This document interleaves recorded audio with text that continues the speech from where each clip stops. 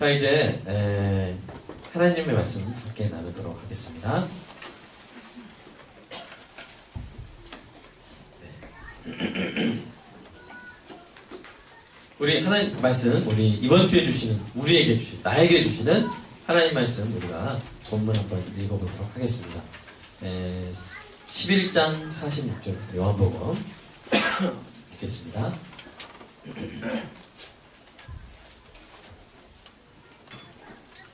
그 중에 어떤 자는 바리새인들에게 가서 예수께서 하신 일을 알리니라. 제사장들과 바리새인들이 회를 보고 이르되 이 사람이 많은 표적을 행하니 우리가 어떻게 하겠느냐. 만일 그를 이대로 두면 모든 사람이 그를 믿을 것이요 그리고 로마인들이 와서 우리 땅과 민족을 빼앗아 가리라 하니, 그 중에 한 사람 그의 제사장을 따라가 그에게 말하되 너희가 아무것도 하지 못하다. 한 사람이 백성을 위하여 죽어서 온 민족이 망하지 않게 되는 것이 너에게 유익한 줄을 생각하지 아니하는도다 하였으니, 이 말은 스스로 함이 아니요 그의 제사장이므로 예수께서 그 민족을 위하시고 또 그 민족만을 위할 뿐 아니라 흩어진 하나님의 자녀를 모아 하나가 되게 하기 위하여 죽으실 것을 미리 말함이라. 그러므로 예수께서 다시 유대인 가운데 드러나게 다니지 아니하시고 거기를 떠나 빈들 가까운 곳인 에브라임이라는 동네에 가서 제자들과 함께 거기 머무시니라. 유대인의 유월절 가까운데 많은 사람이 자기를 성결하게 하기 위하여 유월절 전에 시골에서 예루살렘으로 올라갔더니 그들이 예수를 찾으며 성전에 서서 서로 말하되 너희 생각에는 어떠하냐? 그가 명절에 오지 아니하겠느냐 하니, 이는 제사장들과 바리새인들이 누구든지 예수님의 것을 알아서 신고하여 예하게 명령하였으니라. 유월절 엿새 전에 예수께서 베다니에 이르시니 이곳은 예수께서 죽은 자 가운데서 살리신 나사로가 있는 곳이라. 거기서 예수를 위하여 잔치할때 마리아는 일을 하고 나사로는 이미 성황에 하는 장사에 들렸다. 마리아는 지극히 비싼 향유 곧 순전한 나드 한 근을 가져다가 예수의 발에 붓고 자기 머리털로 그의 발을 닦으니 향유 냄새가 집에 가득하더라. 제자들은 하나로서 예수를 잡아줄 가르쳐다가 말하되 이 향유를 어찌하여 300데나리온에 팔아 가난한 자들에게 주지 아니하였느냐 하니, 이렇게 말하는 가난한 자들을 생각함이 아니요 그는 누구야 괴를 막고 거기 넣은 것을 훔쳐가려라. 예수께서 이르시되 그를 가만두어 나의 장례할 날을 위하여 그것을 간직하게 하라. 가난한 자들은 항상 너희와 함께 있거니와 나는 항상 있지 아니하리라 하시니라. 아멘. 잠깐 기도하겠습니다. 하나님, 말씀을 허락하여 주시고 말씀이 들리게 하여 주시고 참 우리 예수님이 보이게 하여 주시옵소서. 예수님의 이름으로 기도합니다. 예수가 또 죽은 사람을 살려냈다는 소식에 대제사장 가야바는 위협을 느꼈습니다. 회당장 야이로의 딸, 나인성 한 어머니의 아들에 이어서 나사로까지. 그는 예수 문제 대책 마련을 위한 산헤드린 공회를 소집했습니다. 산헤드린 공회는 이 대제사장과 다수의 사두개인과 소수의 바리새인들로 이루어진 유대의 최고 통치 기관이었습니다. 그 인원은 71명이었습니다. 이 중대한 회의의 안건이 무엇이었습니까? 우리 47절, 48절 한번 읽어볼까요? 48절, 11장 시작. 이 사람이 많은 표적을 행하니, 같이 읽겠습니다. 시작. 이 사람이 많은 표적을 행하니 우리가 어떻게 하겠느냐? 만일 그를 이대로 두면 모든 사람이 그를 믿을 것이요 그리고 로마인들이 와서 우리 땅과 우리의 민족을 빼앗아 가리라. 여러분, 어떤 사람이 죽은 사람을 셋이나 살렸어요. 그럼 여러분은 그 사람에 대해서 어떤 태도를 취하겠습니까? 여러분, 사람이 죽은 사람을 살려낼 수 있습니까? 살려낼 수가 있어요? 살려낼 수가 없어요. 우리가 관심을 가지고 그 사람을 지켜봐야겠죠. 그리고 그 사람이 사람 이상의 존재라면 먼저 가서 그분이 어떤 분인지 살펴보고 그 말씀을 잘 들어봐야 하지 않겠습니까? 그분의 말씀을 잘 들어보고 그 결과 그분이 하나님이 보내신 분이 맞다면 그분을 영접하고 그 말씀에 순종해야 하지 않겠습니까? 만약 사내들인 공회가 제대로 운영되고 있었다면 그들은 그들의 기득권에 위협이 되는 예수를 어떻게 처리하느냐 이것이 아니라 예수님이 정말로 하나님이 보내신 분이 맞는지, 예수님이 하나님 보내신 분이 맞다면 어떻게 영접해야 할지를 의논해야 했습니다. 그러나 그들은 눈이 멀어 있었어요. 진리가 아닌 기득권을 지키는데 급급해 있었습니다. 그들에게 예수님은 위협적인 경쟁자에 불과했습니다. 권력에 대한 탐욕과 집착, 그 정점에 바로 대제사장 가야바의 냉혹한 계산이 있었습니다. 그 가야바가 공회원들한테 말한 내용을 우리가 함께 읽어보도록 하겠습니다. 49절, 45절입니다. 이 말씀 주세요. 시작. 너희가 아무것도 알지 못합니다. 한 사람이 백성을 위하여 죽어서 온 민족이 망하지 않게 되는 것이 너에게 유익한 줄을 생각하지 아니하는도다. 여러분 지금 가야바가 뭘 제안하는 거예요? 예수를 죽이자.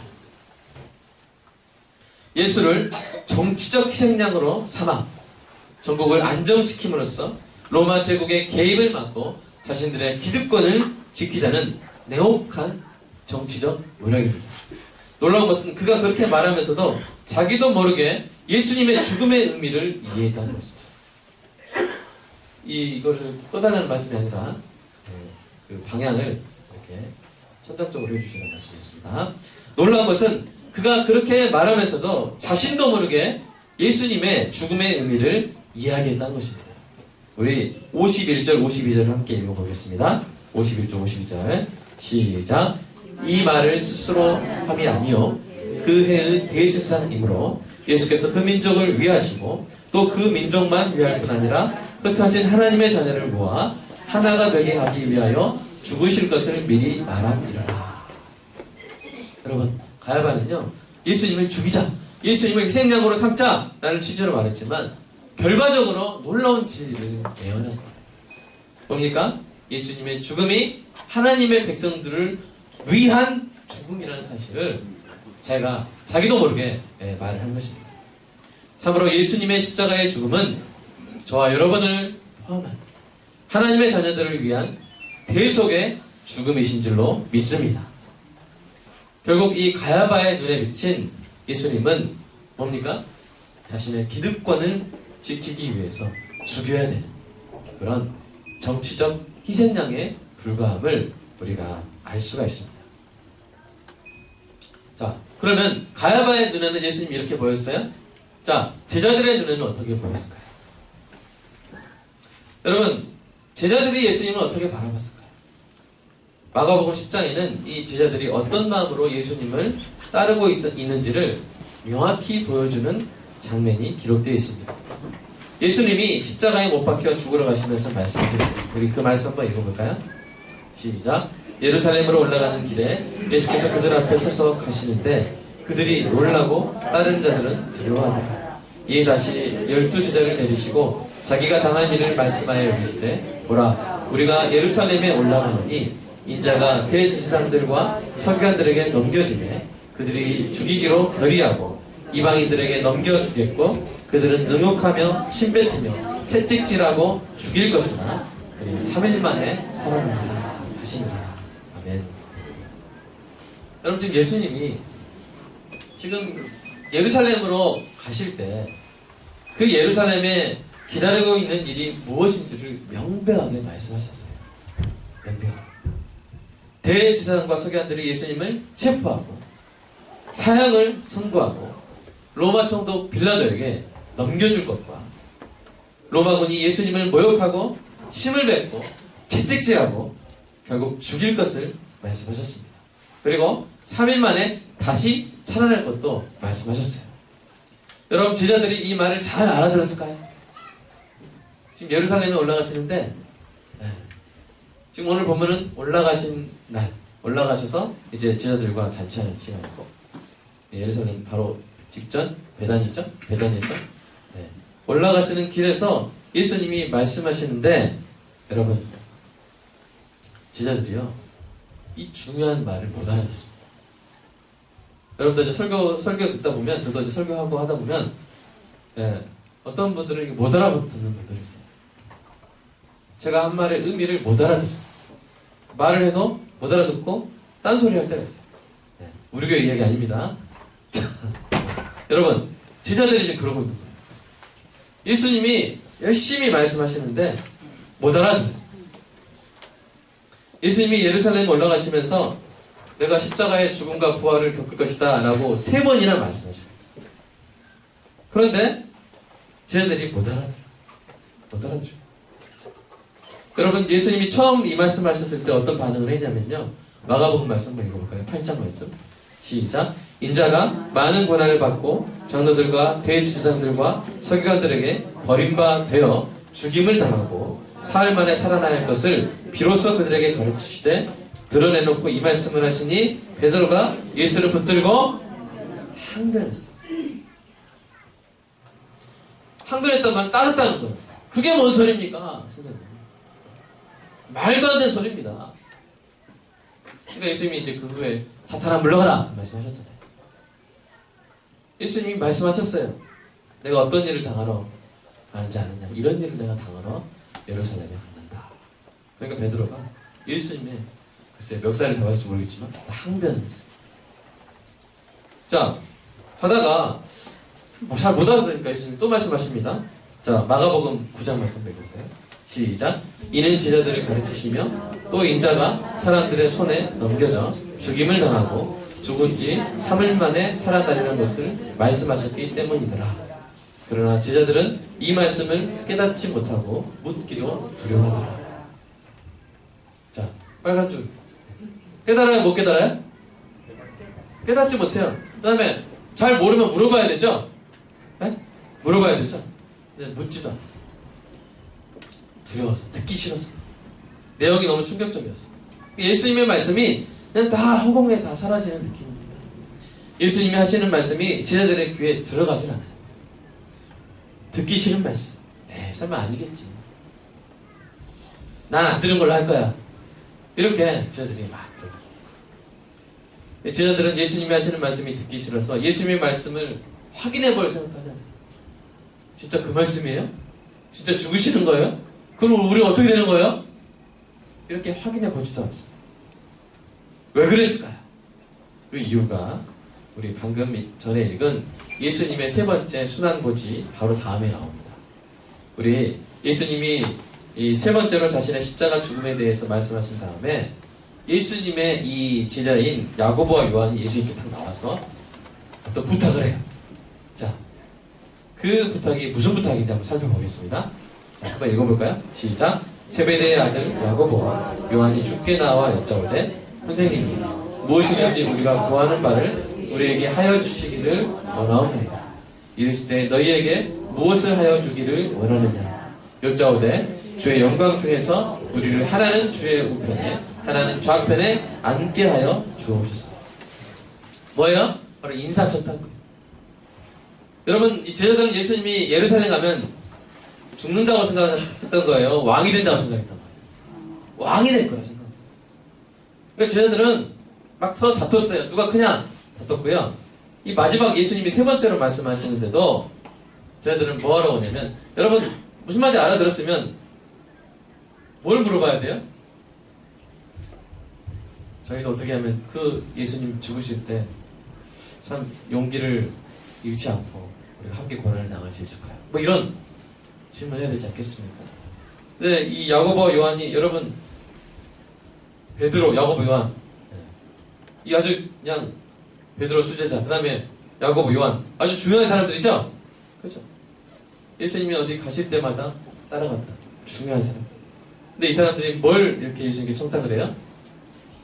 네, 저는 우편에, 저는 좌편에 앉게. 이게 무슨 말이냐면 자리를 잡는, 높은 자리. 예수님 왕 되시면 저에게 높은 지위를 주십시오 라고 청탁을 하는 거예요. 그러니까 그들에게 예수님은 어떤 분이에요? 자신의 꿈을 이루어 주실 수단이었던 거예요. 예수님이 수단이었던 거예요. 이 점에서는요, 충격적이지만 가야바와 제자들이 별 다를 바가 없습니다. 가야바는 어떻습니까? 이미 높은 자리를 차지하고 있었어요. 그래서 그 자리를 지키기 위해서 예수님을 죽이려고 합니다. 희생양이라는 수단을 삼아서 예수님을 죽이려고 했어요. 제자들은 지금 높은 자리에 앉지 않았어요. 그래서 그 자리를 얻기 위해서 이번에는 예수님을 이용하려고 합니다. 슬픈 공통점입니다. 사랑하는 여러분, 여러분은 예수님을 어떻게 보십니까? 어떻게 바라보고 있습니까? 적어도 우리는 가야바처럼 예수님을 대적하고 있지는 않죠? 그러나 혹시 우리도 가야바처럼 이 당시 지자들처럼 예수님을 수단으로 보고 있지는 않습니까? 일부러 보고 있지는 않습니까? 나의 성공, 나의 이익, 나의 꿈, 나의 욕심, 나의 만족을 이룰 수단으로 예수님을 볼 때 여러분 큰 문제가 생깁니다. 어떤 문제냐면요, 예수님이 안 보여요.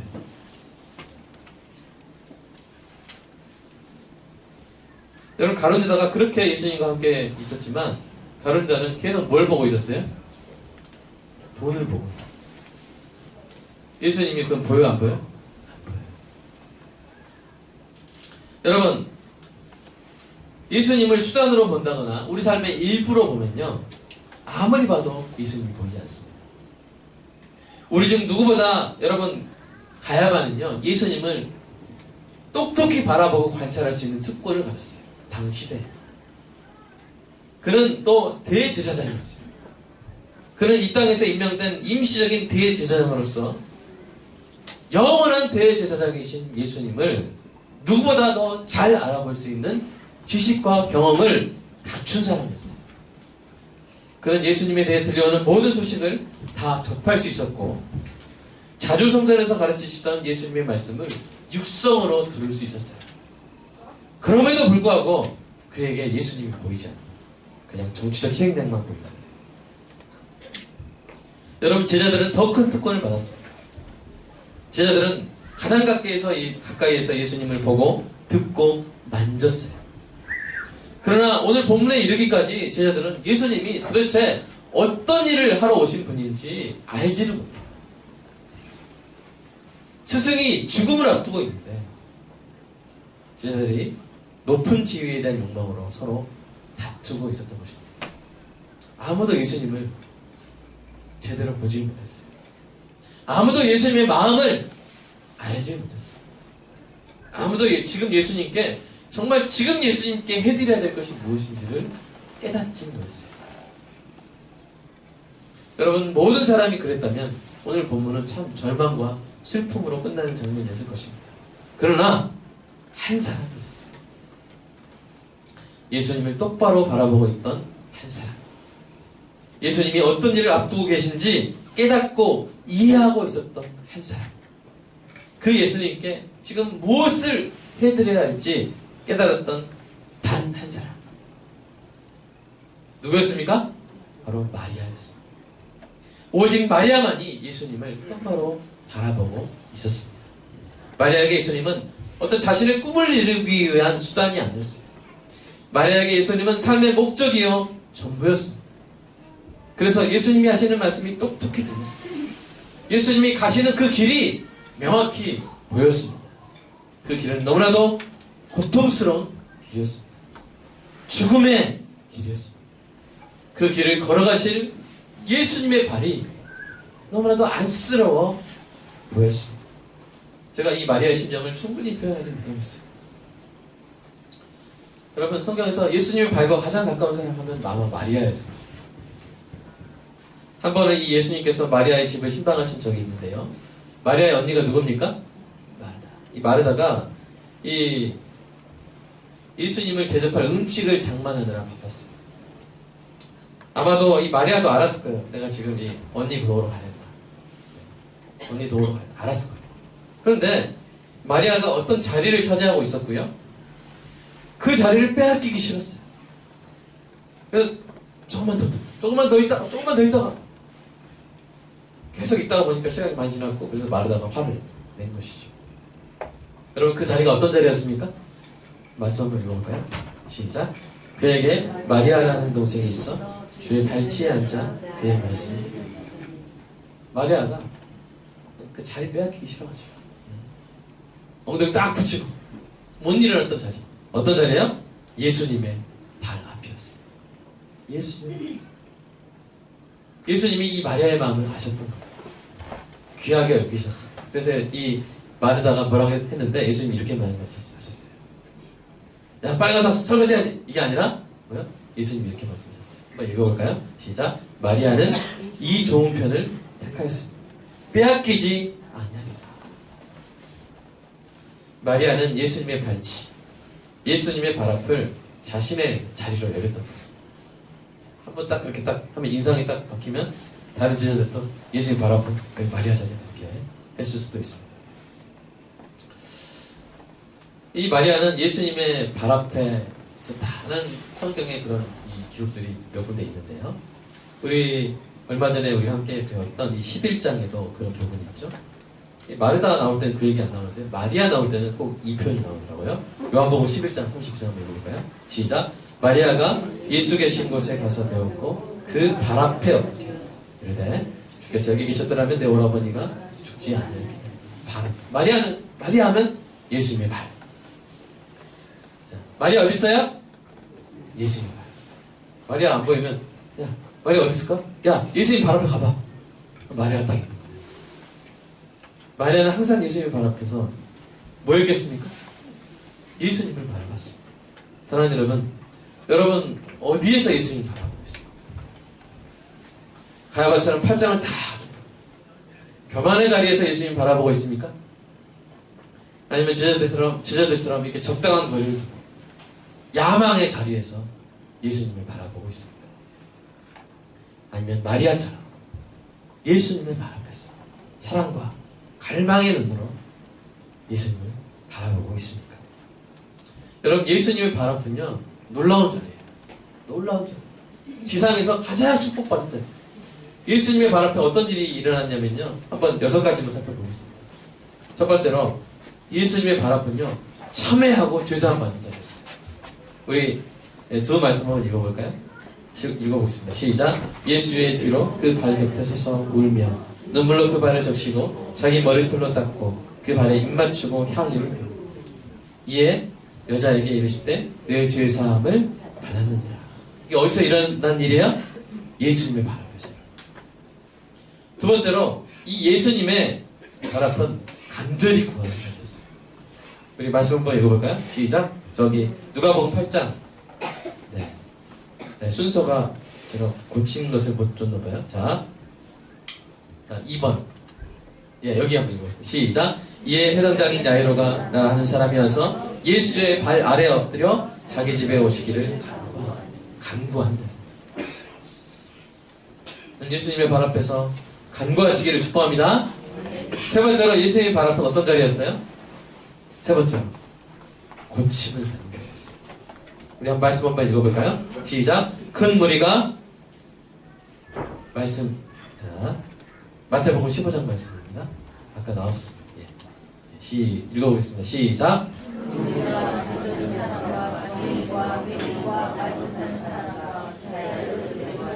예수의 발 앞에 앉힘에 젖으시기. 네 번째로 예수님의 발 앞은 정신이 온전해진 사람이 앉는 자리였습니다. 자, 읽어볼까요? 시작. 사람들이 그 이루어진 일을 보러 나와서 예수께 이르러 귀신 나간 사람이 옷을 입고 정신이 온전하여 예수의 발치에 앉아있는 것을 보고 들으라. 정신이 온전하면 어디 있어요? 예수님의 발 앞에 앉아있어요. 자, 다섯 번째로 예수님의 발 앞은 엎드려 감사하는 자리였습니다.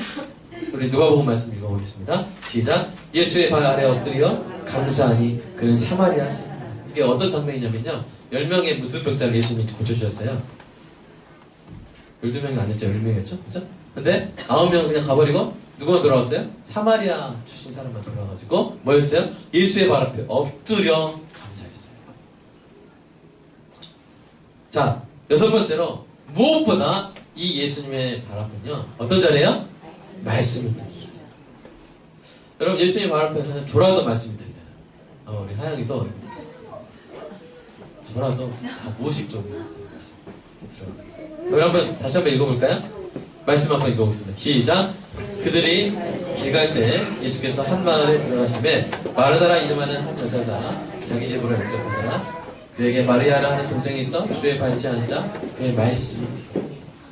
사랑하는 여러분, 주의 발 앞 이 자리에 거하시기를 주님의 이름으로 축복합니다.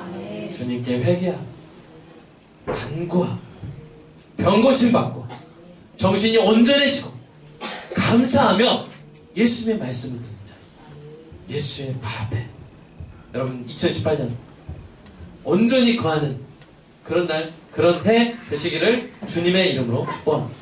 우리가 그 자리를 빼앗기지 말아야 돼요. 우리가 이제 어떤 강의나 우리 또 이제 학원에서도 저도 재수하고 다녀봤는데 예, 빼앗기기 싫은 자리가 있어요. 어떤 아이들은 맨 뒷자리를 탐합니다.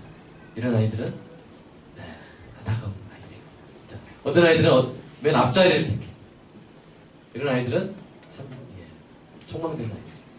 그럼 지금 앉은 자리 그 얘기하는 거 아닙니다. 막 이렇게 하지 마시고 네, 이게 다 앞자리 다 들리잖아요, 그렇죠? 근데 여러분 그 앞자리를 안 빼앗기려면 어떻게 해야 돼요? 네? 학원에서 그 앞자리 안 뺏기면 어떻게 해요? 일찍 와야죠. 일찍 와서 책가방을 막 던져가지고 딱 책가방에 공부하도록 딱 해야죠. 근데 우리가 예수님의 발 앞을 안 뺏기려면 여기가 바로 이 앞이 예수님의 발 앞은 아니에요. 다 우리가 예수님의 발, 제가 이따가 말씀드리겠습니다. 어디가 예수님의 발 앞인지 말씀드릴 텐데 우리가 예수님의 발 앞이란 자리를 안 뺏기려면요 마음을 안 뺏겨야 돼요. 마음을 지켜야 돼요. 어떤 마음이요? 예수님이 나의 전부이십니다. 예수님이 나의 목적이십니다. 수단이에요. 그러면 우리는 항상 예수님의 발 앞에 있을 수 있는 거예요. 여러분 그렇지 않으면 어느 순간 우리가 제자들처럼 심지어 가야바처럼 예수님을 멀쩡히 보면서 수단으로 삼고 이렇게 할 수가 있습니다. 여러분 오늘 본문의 사건은 어떤 사건입니까? 6월절 열세전이었어요. 이제 며칠이면 예수님이 십자가에 달려 돌아가시는 거예요. 예수님이 나사로를 살리신 동네에서 잔치가 열렸습니다. 누구를 위한 잔치예요? 예수님을 위한 잔치. 자기 백성을 위한 고통스러운 죽음을 앞두신 이 예수님을 위한 잔치였지만 사람들이 그 의미를 알지 못했어요. 아무도 그 잔치의 진정한 의미를 알지 못했어요. 아무도 그 잔치에서 예수님께 해드려야 될 것이 무엇인지 깨닫지 못했어요. 오직 항상 예수님의 발 앞에 머물렀다. 마리아만이 알았어요. 여러분 당시에 이해력, 지식 여러분 누가 뛰어났을까요? 1번 마리아, 2번 제자들, 3번 대제사장 가야바. 누가 제일 똑똑했을까요? 아마 가야바가 제일 똑똑했어요. 누가 성경을 제일 많이 알았을까요? 아마 가야바가 제일 많이 알았어요. 근데 누가 예수님을 제대로 봤어요? 마리아가 예수님을 제대로 어디에 있을 때? 예수님의 발 앞에 있을 때. 그 마리아가 어떻게 합니까? 오늘날로 치면 3천만 원에 해당하는 명품 향유 320g을 예수님 발에 다 쏟아부었어요. 향유 냄새가 집에 가득해졌습니다. 그 냄새를 맡고 사람들이 이제 막 보는 거예요. 예수님의 발과 비어버린 향유 옷값과 마리아를 바라봤습니다. 여러분 만약에 그들이 이 장면을 보고 그 의미를 깨달았다면 그들도 눈물을 흘리면서 예수님의 발 앞에 엎드려야 했어요. 그러나 그들은 깨닫지 못했어요. 오히려 그들은 화를 냈어요. 오늘 본문에는 이 가룟 유다가 이 마리아를 책망한 장면만 나오는데요. 마태복음을 보면요. 다른 제자들이 어떻게 했는지 나옵니다. 다른 제자들의 반응을 한번 살펴볼까요? 읽어보겠습니다. 시작. 제자들이 보고 경계하여 이런데 무슨 의도로 이것을 허비하느냐. 그러니까 가룟 유다만 그랬던 게 아니에요. 다른 제자들도 화를 냈어요. 그들에게 마리아의 헌신은 낭비요 허비에 불과했어요. 어떻게 그럴 수 있습니까, 여러분? 어떻게 그게 허비가 될 수 있습니까? 하나님의 아들이 이 땅에 오셔서 사람이 되셨습니다. 더러운 마구간에서 태어나셨습니다. 아버지를 일찍 여인, 소년 가장으로 자랐습니다. 당시에 가장 거친 목수의 일을 천년 기간 동안에 계속했습니다. 그리고 공생애 동안 자기 백성들을 온 힘을 다해 돌보고 이제 자기 백성을 위해 십자가에서 그 살을 다 찢기고 그 피를 다 쏟으실 우리 주님이었어요. 여러분 그깟 320g 향유가 아깝습니까? 아까워요? 자, 대답해 주세요. 아까워요, 안 아까워요? 안 아깝죠. 아까워요? 안 아깝습니다. 그냥 이 땅에 존재하는 모든 향수, 모든 향유를 다 쏟아붓는다 할지라도 하나도 안 아깝습니다. 그분이 누구신지 안다면, 그분이 어떤 일을 앞두고 계신 분인지 알았다면 화내지 않았을 거예요. 울었을 거예요. 이 제자들이 막 이 마리아를 들들 볶으니까 예수님이 이제 마리아를 변호해 주시고, 그리고 마리아의 이 행동의 의미를 알려주시죠. 우리 마가복음 14장 6절 한번 읽어보시면, 시작. 예수께서 이르시되 가만두라. 너희가 어찌하여 그를 괴롭게 하느냐. 그가 내게 좋은 일을 하느니라. 여러분 참 이 말씀하신 예수님 말씀 좀 느껴지세요? 마리아만 지금 내 갈 길 알고 이렇게 장례를 위해서 미리 내 몸에, 여러분 이 향유는 장례 용품이기도 해요. 사람이 죽으면 시신을 향유로 씻는 거예요. 바르는 거예요. 그러니까 마르다는 지금 그 일을 미리 하고 있는 거예요. 자, 마가복음 14장 8절 말씀 한번 읽어볼까요? 시작. 그는 힘을 다하여 내 몸에 향유를 부어 그 장례를 미리 준비해. 그러니까 마리아만이 제대로 된 예수님께 해드려야 될 일을 하고 있는데 다 마리아 손가락 들어옵니다. 사랑하는 여러분, 나중에 제자들이 변합니다. 그러나 이때는 그랬어요. 사랑하는 여러분, 마리아처럼 되시기를 축복합니다. 그러면 어떻게 해야 돼요? 항상 어디에 거해야 돼요? 예수님의 발 앞에. 여러분 예수님의 발 앞에 거하면요 놀라운 것을 보게 될 것입니다. 왜냐면요 예수님의 발 앞은 그 다음에 뭡니까? 예수님의 발 앞은, 네, 이것도 읽겠습니다. 이거 아빠 안 읽어가지고 읽으라고 보여주시는데, 자 이거 읽겠습니다. 자, 마리아가 이렇게 했는데 예수님이 기념비를 하나 딱 세워주셨어요. 근데 그 기념비는 벽돌로 세운 기념비도 아니고 대리석으로 세운 것도 아니에요. 그런 건 다 이제 뭐 이렇게 지진 나고 뭐 번개만 가면 다 터지고 다 날아가요. 영원한 기념비를 세워주시는데 말씀으로 된 기념비를 세워주세요. 그 기념비 한번 읽어볼까요? 시작. 내가 진실로 진실로 너에게 이르노니 온 천하 어디서든지 복음이 전파되는 곳에는 이 여자가 하는 일도 말하여 그를 기억하라. 아멘. 예수님 얼마나 위로가 되셨는지 이 마리아를 위한 이 사랑의 기념비를 세워주신 것을 우리가 볼 수가 있습니다. 우리가 이 마리아처럼 예수님의 발 앞에 거하기를 축복합니다. 우리가 그럴 때 놀라운 것들을 볼 것인데요. 왜냐하면 자, 7번째, 예수님의 발 앞은요 승리의 자리이기 때문에. 자, 읽어볼까요? 시작. 내가 내 원수를 내 발등상으로 삼을 때까지 내 우편에 앉았으라 하셨도다 하였느니라. 자, 발등상으로 삼다는 건 뭐냐면 원수를 짓밟는 거예요. 그러니까 원수가 어디 있겠어요? 예수님의 발 앞에 쓰러져 있겠죠. 자, 고린도전서 말씀도 똑같습니다. 고린도전서 15장 시작. 그가 모든 원수를 그 발 아래 둘 때까지 반드시 왕노를 하시니. 여러분, 모든 원수가 예수님의 발 앞에 쓰러지는 그날이 올 줄로 믿습니다. 두 번째로 예수님의 발 앞은 어떤 것입니까? 통치의 자리입니다. 자, 읽어볼까요? 시작. 만물을 그 발 아래 두셨다 하였으니 만물을 아래 둔다 말씀하실 때 만물을 그 아래 두신 이가 그 중에 들지 아니한 것이 분명하다. 예수님의 발 앞에 만물이 있을 것입니다. 예수님이 모든 것을 통치하게 되실 것입니다. 우리 에베소서 1장 22절 한번 또 읽어볼까요? 시작. 만물을 그 발 아래 복종하게 하시고 그를 만물 위에 교회로 머리로 삼으십니다. 지금도 다스리고 계신 줄로 믿습니다. 마지막으로 예수님의 발 앞은요 안배의 자리입니다. 한번 읽어볼까요? 시작. 예수께서 그들을 만나 이르실 때 평안하냐 시간을 여자들이 나아가 그 발을 붙잡고 경배합니다. 여러분 항상 이 예수님의 발 앞을 지키시기를 주님의 이름으로 축복합니다. 오늘 설교의 결론은 두 가지예요. 첫째, 마리아처럼 예수님의 발 앞을 지키자 이것입니다. 그러면 여러분 어떻게 하면 이 예수님의 발 앞에 있을 수 있습니까? 어떻게 하면 그럴 수 있어요? 항상 교회에 있어야 됩니까? 24시간 아니에요. 어떻게 하면 되냐면 참 쉬워요. 어디를 가시든지 여러분 말씀을 펼치시기 바랍니다. 이렇게 성경 자체를 가지고 가셔도 좋고 아니면 뭐 이렇게 아침에 묵상해서 쪽지를 좀 묵상에 가져놓고 핸드폰에 가져놓고 딱 그 핸드폰을 보고 예수님은 나의 삶의 전부, 나의 목적으로 삼고 그 말씀에 귀 기울일 때 그때 어디 있는 거예요? 예수님의 발 앞에. 여러분 이렇게 항상 예수님의 발 앞에 있으시기를 주님의 이름으로 축복합니다. 여러분 그래서 2018년에 제가 일도표를 나눠드렸어요. 여러분 주보에 같이 있죠? 같이 있죠? 없으신 분은 뒤에 꼭 찾아가십시오. 네. 그래서 시편, 잠언, 전도서, 신약 이것을 일독 최소한 이거 최소한.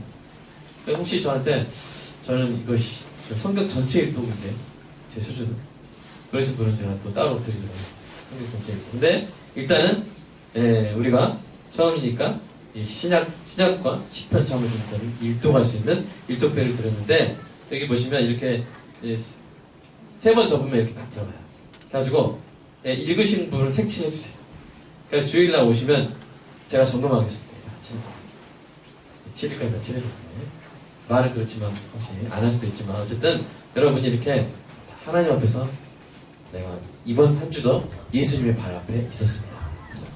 이렇게 딱 지으면서 그럴 때 예수님이 보인다니까요. 여러분 그런 은혜가 있기를 주님의 이름으로 축복합니다. 자, 오늘 설교의 주제 두 번째는 뭐냐면요. 예수님의 발에 결심의 향유를 부으시기 바랍니다. 예수님의 발 앞에서 예수님의 말씀을 듣고 그분이 어떤 분이신지 깨닫게 되면요. 그분의 발에 어떤 걸 부어도 아깝지가 않아요. 어떤 것도 아깝지 않아요. 그걸 깨닫게 돼요. 그러면 이제 우리가 주님의 발에 무엇을 부어드려야 되겠습니까? 향수를 부어드릴까요? 여러분 2018년을 며칠 왔던 이 연말 연초에 우리 교회 모든 성도는 예수님의 발에 순전한 나드보다 더 귀한 순전한 결심의 향유를 부어드리기를 주님의 이름으로 축복합니다. 우리가 자심삼일을 하지만 결심해봤자 3일 못 간다지만 여러분 그러면 그런 말 3일마다 한 번씩 결심합니다. 그래서 결심합니다. 이렇게 살겠습니다. 이렇게 그리스도를 닮아가겠습니다. 여러분 그런 결심 없이 어떻게 신앙생활 합니까?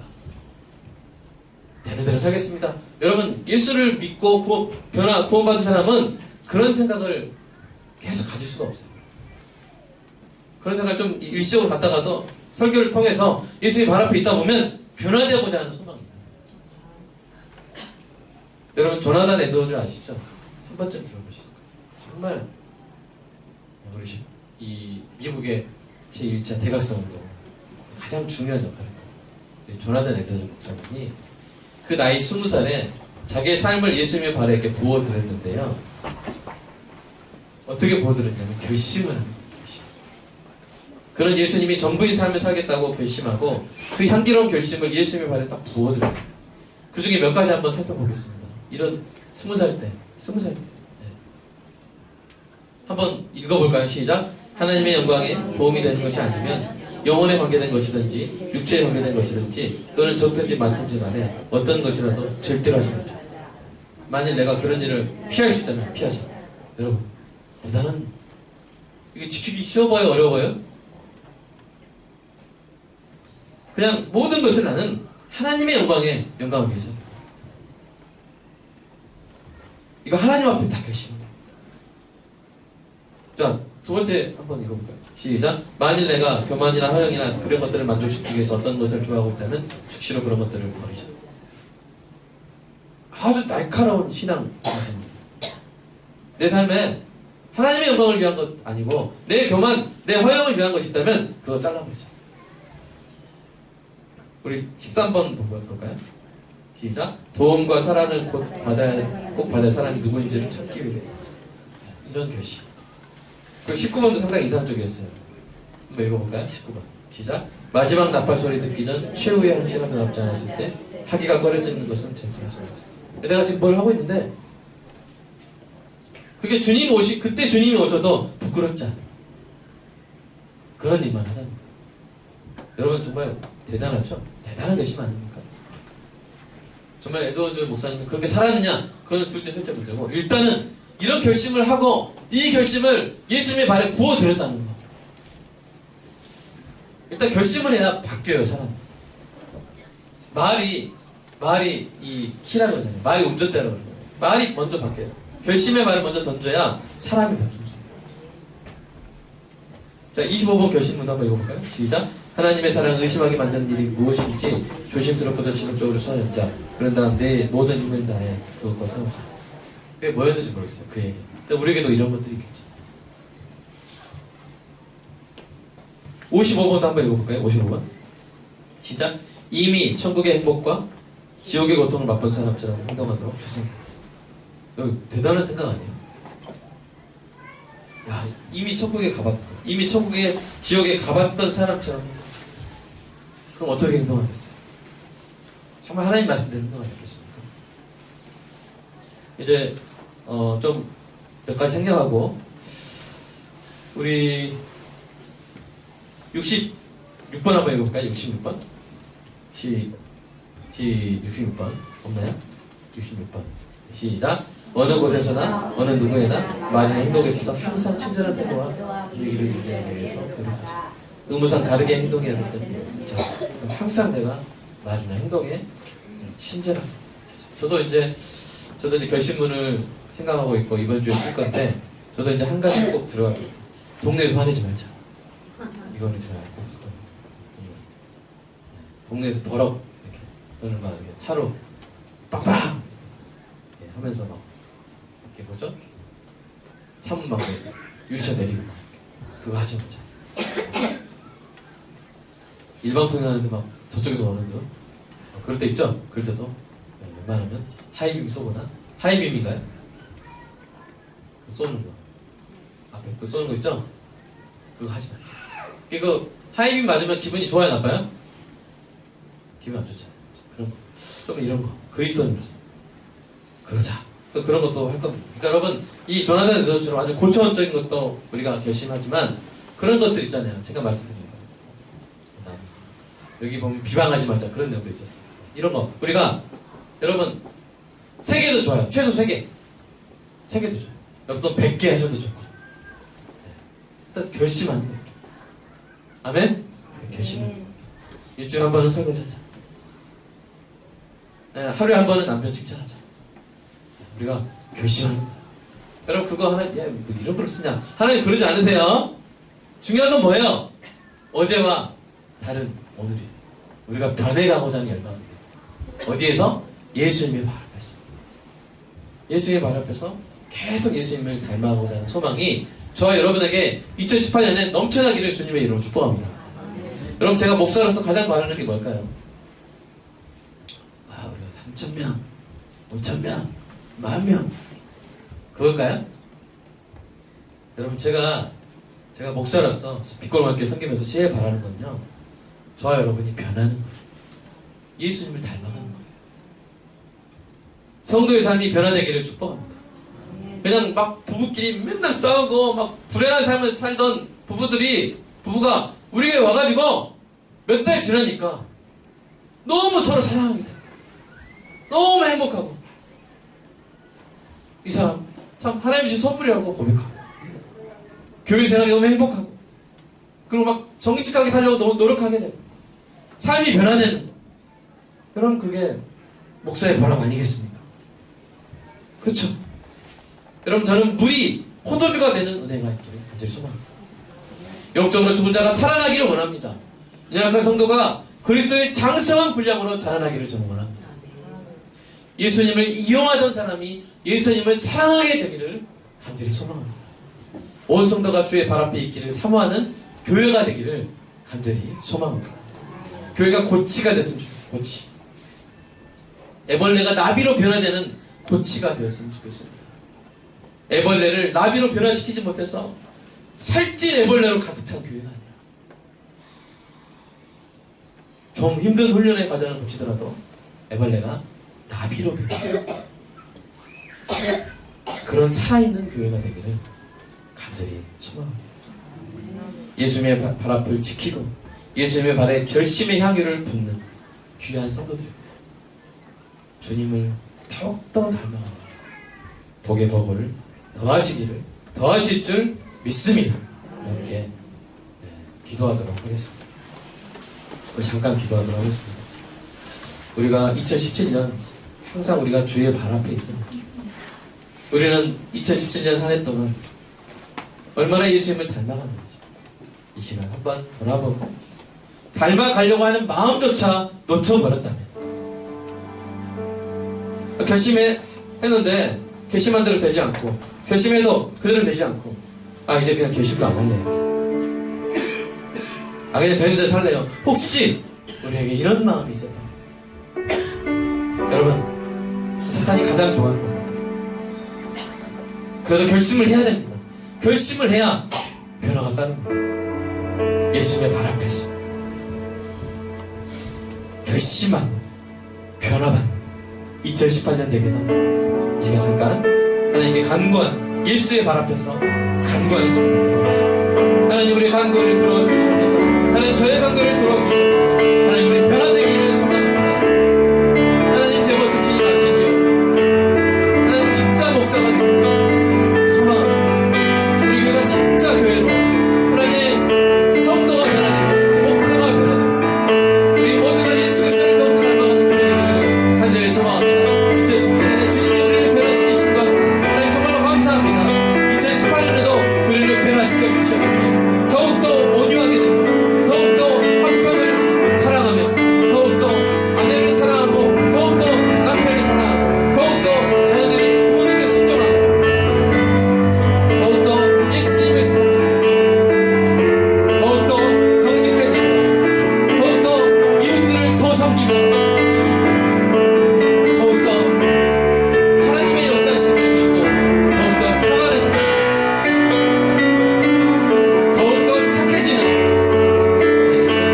2018년 되게 하시고 더욱더 말씀을 사랑하고 더욱더 말씀을 전하는 우리 모습 변화되어지는 우리 모습 더욱더 겸손해지는 우리 모습 더욱더 섬기는 우리 모습 변화될 수 있도록 지금 주의 발 앞에 무릎을 꿇고 간구하고 우리를 변화시켜 주시옵소서.